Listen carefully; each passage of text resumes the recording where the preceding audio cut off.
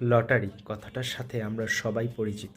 Lottery শুধু টাকার হয় না, লটারি হয় জীবনে একটা ভালো জীবনসঙ্গী বা চলার পথে একটা ভালো মানুষ পাওয়া, কিন্তু কোনো লটারির থেকে কম না।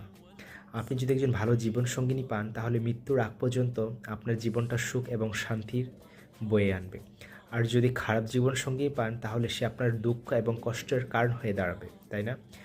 ভালো একটি মানুষ পাওয়া মানে আপনি বেঁচে থাকা, আর একটি খারাপ মানুষ পাওয়া মানে আপনাকে জীবিত থাকতেই মেরে ফেলা। যার কারণস্বরূপ আমরা এখন সামাজিক যোগাযোগ মাধ্যম বা ফেসবুক, ইউটিউব খুললে কিন্তু দেখতে পাচ্ছি।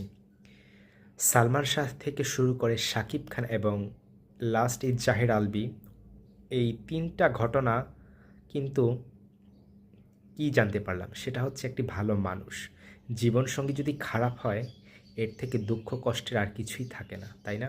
তাই লটারি শুধু টাকার হয় না, লটারি একটি জীবনে ভালো মানুষ বা জীবনসঙ্গী পাওয়া কোনো লটারির থেকে কম না, তাই না? তাই কথাগুলো যদি ভালো লেগে থাকে অবশ্যই লাইক কমেন্ট শেয়ার করবেন, আমার পাশে থাকবেন। ধন্যবাদ। আসসালামু আলাইকুম।